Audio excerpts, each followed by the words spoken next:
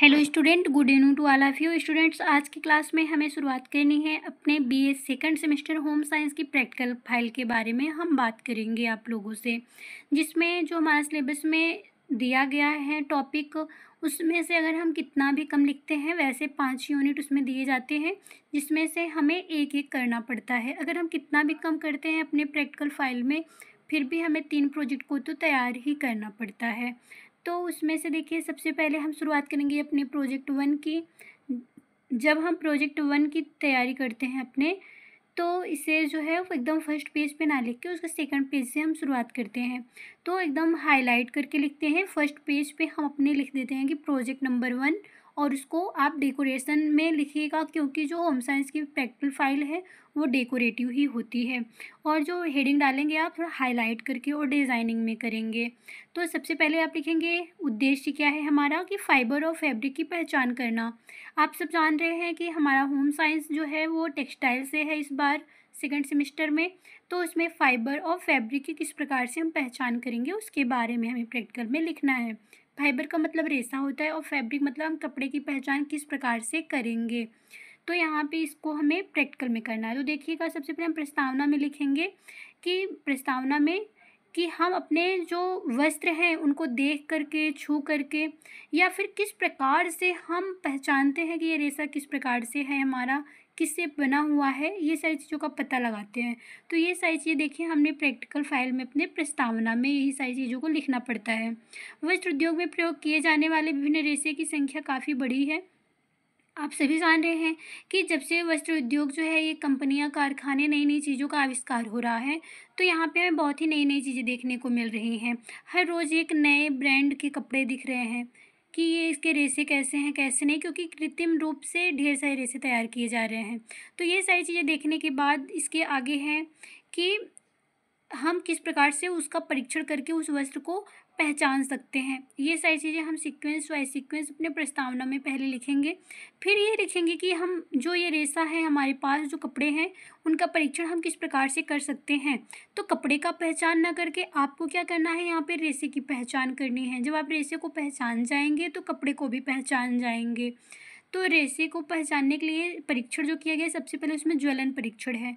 जहाँ पे ज्वलन परीक्षण के नाम से हमें समझ में आ रहा होगा कि यहाँ पे हमें जो है रेशा हमारा, उसको बर्न करके यानी कि जला करके टेस्ट करना, परीक्षण करना है। तो इसके लिए हमें जो है, अगर हमें ये सारी चीज़ें पता हो जाती हैं तो हमें अपने कपड़े की देखभाल जो है वो बहुत ही आसान हो जाती है, और फाइबर को विशिष्ट रखने में मदद भी मिलती है। तो इस प्रकार से देखिए यहाँ पे हम लिख लिए हैं अपने परीक्षण के बारे में।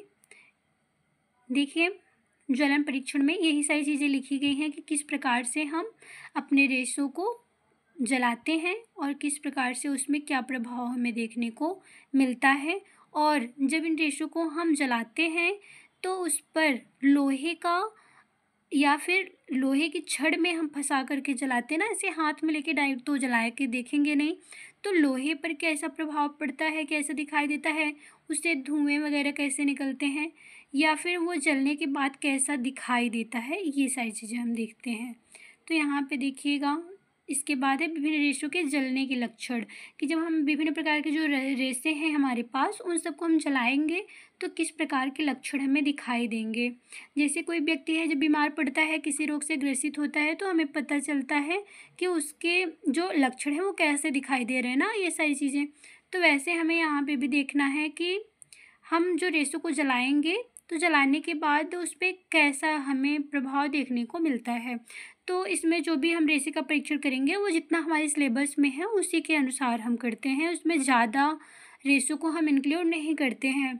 तो देखिए, इसमें कपास के बारे में बताया गया है कि इसको जलाते हैं या पिघलाते हैं तो कैसा प्रभाव दिखता है, और जिस लौह छड़ पे हम कर रहे हैं उस पे कैसा दिखता है।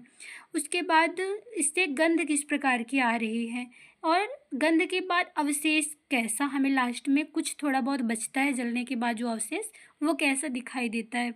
इन सारी चीज़ों के बारे में जानने के लिए देखिए, हम कपास को जलाते हैं तो ये केवल जलता है, पिघलता नहीं है, क्योंकि ये प्राकृतिक रेशा है और प्राकृतिक में कैसा है, वनस्पतियों से प्राप्त होने वाला है। तो ये पिघलेगा कैसे, पिघलेगा ही नहीं, क्योंकि ये वनस्पति से प्राप्त है।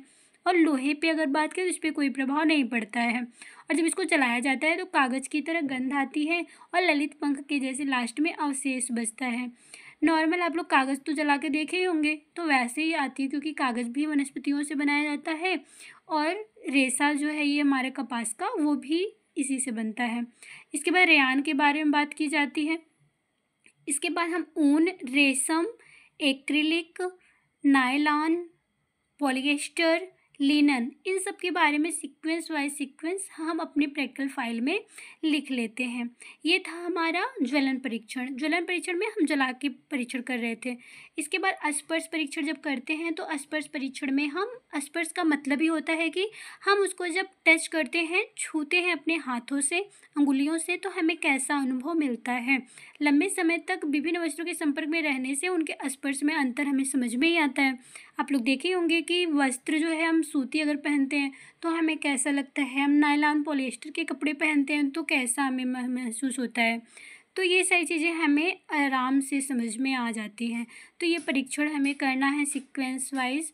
उसके बाद देखिएगा यहाँ पे कि विभिन्न प्रकार के वस्त्रों को स्पर्श करके हम कैसा परीक्षण उसमें से प्राप्त कर रहे हैं। जैसे आपने ज्वलन में प्रत्येक रेशे को जला करके देखा, उसी प्रकार से इसमें विभिन्न प्रकार के रेशों को हम क्या करते हैं, टच करके परीक्षण करके देखते हैं और उसमें लिखते हैं। जैसे सूती वस्त्र जो है वो छूने में शीतल और मुलायम होता है।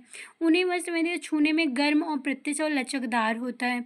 रेशम जो है वो छूने में गर्म, नरम तथा प्रत्यास्था वाले होते हैं। तो इस प्रकार से ढेर सारे जो रेशे हैं सीक्वेंस वाइज यहाँ पे वो सारी चीज़ें हमें देखने को मिल रही हैं। देखिएगा, पॉलिएस्टर के बाद नायलॉन, एक्रिलिक, ये सारे रेशों को पढ़ने के बाद, स्पर्श के बाद अब हम दृष्टि परीक्षण करेंगे। दृष्टि परीक्षण का मतलब है कि हम रेशे को देख के बता दें कि वो रेशा कैसा है। ये सारी चीज़ें तो हम जब कैसे देखते हैं कि जब नॉर्मल हम देखते हैं किसी कपड़े को तो उसकी चमक, उसके आकार के हिसाब से हमें पता चल जाए कि ये कैसा रेशा है। ये सारी चीज़ें हम देख लेते हैं। इसके बाद देखिएगा कि देखने में उसकी लंबाई कैसी, उसमें चमक कैसा है, उसका आकार कैसा है। तो ये सारी चीज़ें देखने के बाद सूक्ष्मदर्शी परीक्षण हम करते हैं कि माइक्रोस्कोप से जब हम देखते हैं तो कैसा वो दिखाई देगा, कि इसे लंबाई में काटते हैं, गोलाई में काटते हैं, तिरछा काटते हैं तो क्या चीज़ें हमें देखने को मिलती हैं। ये सारी चीज़ें आप लोग सीक्वेंस वाइज लिखते जाइएगा। इसे लिखने के बाद देखिए कि विभिन्न प्रकार के जो रेशे हैं हमारे, उन सभी का जब सूक्ष्मदर्शी परीक्षण करते हैं तो कैसा प्रभाव हमें देखने को मिलता है। देखिए, फिर ऊन के बारे में, रेयॉन के बारे में, ये यहाँ तक हमारा ये प्रैक्टिकल पूरा कंप्लीट हो जाता है। इसके बाद हम दूसरे प्रैक्टिकल की जब बात करते हैं तो जो हमें वस्त्र प्राप्त हुआ है अपना, उस वस्त्र के लिए हमें जब पहनने योग्य तैयार करना पड़ता है तो दूसरे प्रैक्टिकल में हमें पेपर पैटर्न बनाना और ड्राफ्टिंग करने के बारे में बताया गया है। इसमें हमें लिखना है और बताना है कि पेपर पैटर्न क्या होता है और ड्राफ्टिंग क्या होता है। तो यहाँ पे आप लोग को हम बता दें उद्देश्य के लिए कि जो पेपर पैटर्न होता है कि जब कपड़े को काटने से पहले ना, जब हम पहनने के लिए कोई कपड़ा तैयार करते हैं तो हम पहले व्यक्ति के शरीर के अनुसार नाप ले लेते हैं। फिर कपड़े को बनाने में आसानी के लिए, सुविधा के लिए हम पेपर पे पैटर्न को काटते नहीं हैं उसी नाप के अनुसार। तो वही हमारा क्या होता है, पेपर पैटर्न होता है। और उसी पेपर पे जो काटते हैं ना, फिर उसे कपड़े को जब हम फैलाते हैं उसी पे जब उसको रख के निशान लगाते हैं, पेपर को रख के जब कपड़े पे निशान लगाते हैं, वो ड्राफ्टिंग हमारी कहलाती है। तो इसके बारे में हमें डिटेल्स में लिखना है कि प्रस्तावना में हमें क्या लिखना है कि वस्त्र के विभिन्न हिस्सों को काटने से पूर्व व्यक्ति के नाप के अनुसार ब्राउन पेपर या अखबार पर वस्त्र को ड्राफ्ट बना लेना चाहिए। कागज पर बनी हुई ड्राफ्टिंग के आधार पर ही पैटर्न बनते हैं। पैटर्न की सहायता से कपड़े बड़ी सरलता से काटे जा सकते हैं। इस प्रकार कागज पर पैटर्न काट लेने से कपड़े की बचत भी होती है और कपड़े काटते समय कंधे, आस्तीन, कमर आदि के साथ टक्स, डार्ट, प्लीट्स आदि के भी निशान लगा दिए जाते हैं। तो ये सारी चीज़ें हम क्या कर लेते हैं, अपने प्रस्तावना में लिख लेते हैं कि आखिर ये चीज़ें हम क्यों कर रहे हैं। उसके बाद लिखते हैं कि पेपर पैटर्न के जो मुख्य भाग हैं, कि पेपर पैटर्न बनाते समय हमें क्या क्या चीज़ें ज़रूरी होती हैं। जैसे हमें सबसे पहले वस्त्र के अगले भाग और पिछले भाग को काट लेना चाहिए। कॉलर, शर्ट वगैरह बना रहे हैं हम, सूट, ब्लाउज कुछ भी बना रहे हैं, फ्रॉक बना रहे हैं तो उसमें कॉलर काट लेते हैं। फिर कफ के लिए हमें कपड़े काट लेने चाहिए। कफ का मतलब होता है कि जब आस्तीन पे, जहाँ पे शर्ट वगैरह में देखिए आप लोग कि जहाँ कलाई के पास बटन लगती है शर्ट में, वो क्या होता है, कफ कहा जाता है। और आस्तीन, पूरे आस्तीन का कपड़ा, जेब, बटन पट्टी, तीरा, ये सारी चीज़ें हम काट लेते हैं। तीरा का मतलब क्या होता है कि जब किसी कपड़े को हम कपड़े के किनारे पे फिनिशिंग देने के लिए तिरछे आकार में कपड़े को काटते हैं, जैसे ब्लाउज वगैरह हो गया, इसमें गले पे पाइपिंग वगैरह डालने के लिए हम जो भी कपड़े लेते हैं उसको तिरछा काटते हैं, जिससे कि कपड़े में थोड़ा लचकपन आ जाए, जिससे कपड़े में अच्छी फिनिशिंग दी जा सके। ये सारी चीज़ें हम क्या करते हैं, पेपर पैटर्न के मुख्य भाग के अनुसार ये सारी चीज़ें हम काट लेते हैं। फिर हमें बेबी फ्रॉक अगर तैयार करना हो बालिका को पहनाने के लिए, तो क्या चीज़ें करते हैं कि किसी भी बालिका के फ्रॉक की लंबाई को पहले देख लेते हैं। फिर इतना कपड़ा हम ले लेते हैं लंबाई के अनुसार। जैसे मान लीजिए कि क्या है कि 92 सेंटीमीटर है, तो कपड़ा उसके घेरे की लंबाई जब हम काटते हैं तो लंबाई के अनुसार गुणे 2 कर लेते हैं। फिर जितना प्राप्त होगा फिर प्लस में उसकी चोली की जो लंबाई होगी, यानी कि चेस्ट पे जो लंबाई हमें देखने को मिलेगी कपड़े की, उतना हम लंबाई लेके काट लेंगे। फिर आस्तीन की लंबाई काटते हैं। ये इतने के अनुसार ही हमें कपड़े को ख़रीदना चाहिए। ये हमारा एक नाप था कि इसके अनुसार कपड़े खरीदने चाहिए। फिर हमें यहाँ तैयार करना अपने सिलेबस के अनुसार कि हमें 3 वर्ष की बालिका के लिए फ़्रॉक तैयार करना है, तो उसकी क्या विधियाँ हैं। तो घेरे की लंबाई यहाँ पे हम 23 सेंटीमीटर ले रहे हैं। अब हर बच्चे बालिका जो होती हैं लगभग उम्र में जितनी होनी चाहिए हाइट उतना ही होता है, लेकिन यहाँ पे हमें क्या देखने को मिलता है कि कभी कभी उम्र के अनुसार बच्चे में लंबाई जो है, लंबाई चौड़ाई, इसमें कमियाँ अधिकता भी देखी जाती है। तो इन सब के अनुसार हम अपने कपड़े को काट लेते हैं।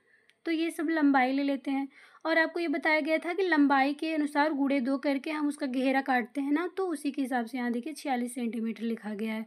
फिर इन सबको जब हम ऐड करते हैं, देखिए इतना कपड़ा हमें ख़रीद लेना है। फिर पेपर पैटर्न बनाते समय हमें क्या सावधानियाँ रखनी चाहिए।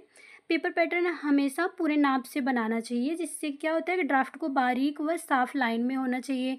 गलत रेखाओं को तुरंत मिटा देना चाहिए। जब हम पैटर्न बनाते हैं, अगर कोई लाइन गलत हो जा रही है चॉक से, मिल्टन चॉक का जब प्रयोग करते हैं हम, तो वो अगर गलत हो जाए तो उसको काट देना चाहिए। नहीं तो हो सकता है कि आप जो गलत लाइन है उस पे कैंची से कट कर दें, तो उससे कपड़ा और टाइमिंग हमारा सब वेस्ट हो जाता है। इसके लिए हमें वो लाइन मिटा देनी चाहिए। ड्राफ्ट बनाने से पूर्व क्या करते हैं, मतलब कटिंग करने से पहले ही हमें सब निशान को एक बार फिर से देख लेना चाहिए कि नाप के अनुसार है या फिर नहीं है।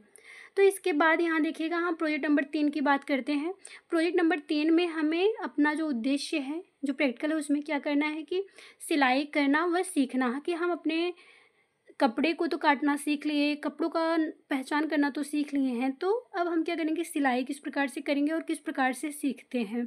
तो उद्देश्य को पहले हम हाईलाइट करके लिख लेते हैं, फिर प्रस्तावना में लिखते हैं कि आखिर जो सिलाई होती है क्यों की जाती है, कैसे की जा रही थी, पहले कैसे की जा रही थी, अब कैसे की जाती है। कहीं हमें जो है कि जब हम मशीन से सिलते हैं तो अच्छी फिनिशिंग आती है, लेकिन उसके साथ ही साथ फिर भी हमें अपने हाथों से भी सिलाई करने की आवश्यकता कहीं ना कहीं पड़ती है।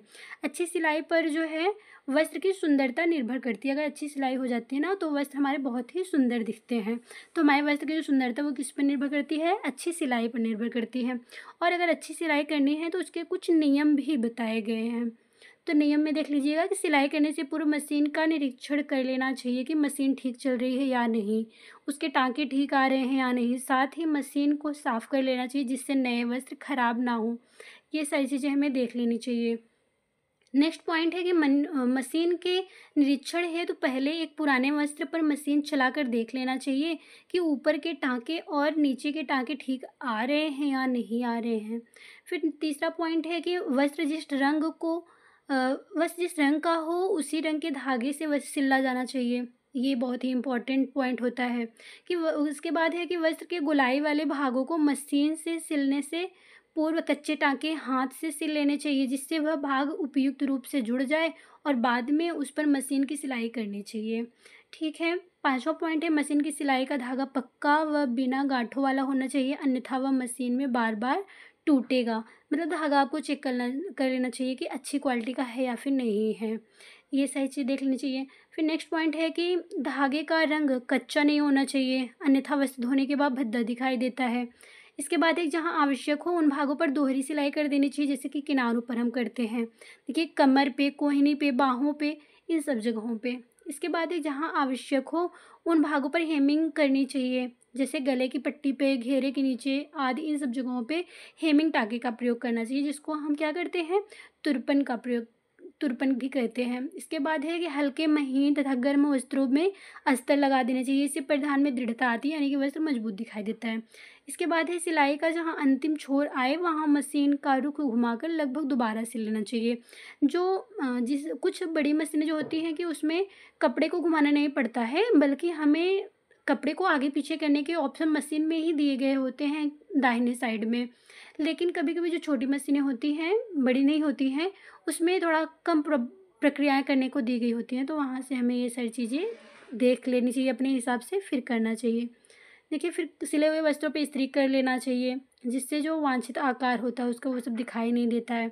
परिधान में वस्त्र को अधिक दबाने के लिए आवश्यकतानुसार टक्स, प्लीट्स और डॉट्स भी डाल देना चाहिए। ये परिधान को आकार और फिटिंग के लिए डाली जाती हैं। लास्ट में देखिए, हेमिंग टाका ऊपर अधिक नहीं करना चाहिए।